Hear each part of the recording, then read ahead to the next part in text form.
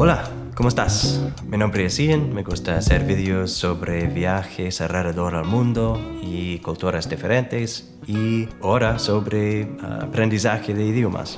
Acabamos de regresar un viaje a México donde mis amigos casaron en la playa, fue hermoso y ahí yo tuve la oportunidad de hablar mucho con la gente y me encanta.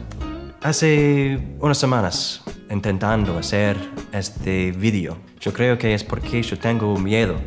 Yo tengo miedo porque voy a hacer muchos errores y no quiero hacerlo en línea, como se dice, público. Al mismo tiempo, yo puedo hablar bastante bien. Yo puedo decir una mayor parte de lo que quiero decir y yo puedo entender a la gente también. Y una gran parte de aprendizaje de idiomas es superar el miedo y hacer errores, cometer errores. Entonces, si yo puedo ayudar a alguien compartiendo mi experiencia, perfecto. Estoy feliz con eso. Yo tengo suerte porque mi esposa es de Argentina y yo puedo hablar con la familia de mi esposa y me ayudó mucho, pero yo aprendí la mayor parte de lo que yo sé en 3 meses en casa y yo quiero compartir los métodos que yo encontré para aprender de manera divertida y bastante rápida. Bueno, empezamos.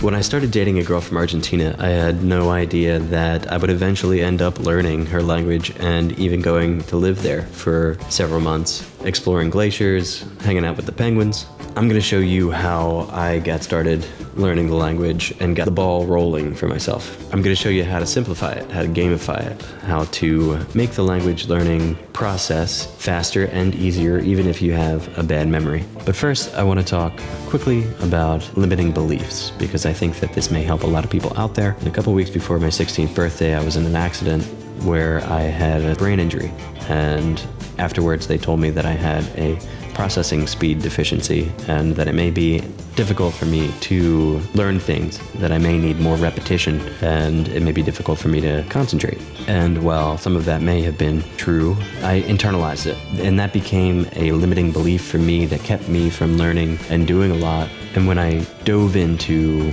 learning Spanish specifically, I realized that I was capable of a lot more than I thought I was capable of. I was capable of retaining a lot more words, a lot faster than I thought, and things started to make sense. I started to be able to put them together. I started to be able to communicate, and eventually I started to be able to understand. If I hadn't have second-guessed and challenged that limiting belief, then I never would have learned it. I would have missed out. I believe in you. I think that even if you believe that you have a bad memory and that you're incapable of learning languages, I encourage you to challenge that belief. See what you can do, because you may surprise yourself. Knowing your why is one of the most important parts of actually learning a language, because it's going to give you the motivation that'll keep you going through the tough moments. And I had a why, because I needed to learn the language to communicate with my now wife's family, parents mainly. Going to Argentina helped immensely, being able to be around the language all the time, being able to order at restaurants, being able to go to the store by myself and ask for things. Have a good why, and if you don't have a good why, then maybe think again about investing your time into this. The key to learning a language fast is to pick your material wisely. Find out what you're going to be using the most, and find out what you like to talk about. There's no use learning construction site terminology if you're going to be working in a hospital. There's no use learning medical terminology if you're going to be working on a construction site and that's what you want to use the language for. What is going to be most useful for you? Pick the accent and dialect that you are going to be exposed to the most. This is very important because if you're learning Spanish, you don't want to learn Spaniard Spanish if you're going to be spending all your time in Argentina. They have different accents, they have different words for different things, and some of them might be pretty funny, like the word for to grab. Coger in Spanish is slang term for in Argentine Spanish.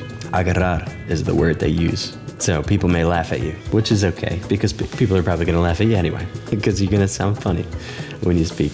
It's good to laugh at yourself. Don't take yourself too seriously.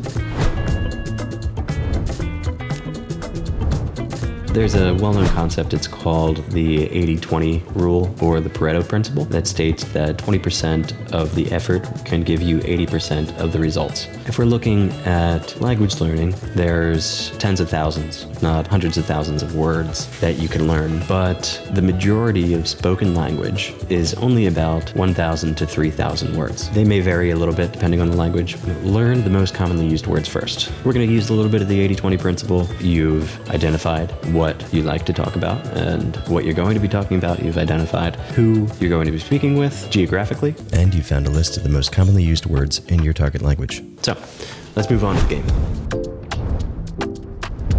All right, I'll teach you how to do it real quick. I got a stack of flashcards right here. I've got lots of flashcards in this bin. This is what I used to learn the majority of the Spanish that I know. I also took all of these words and put them together with a grammar course that I took on Skillshare called El Metido with Peter Hanley, I believe his name is, and I will link that below. I will also link the original creator of this game, the person that I saw it from, on YouTube, the Spanish dude.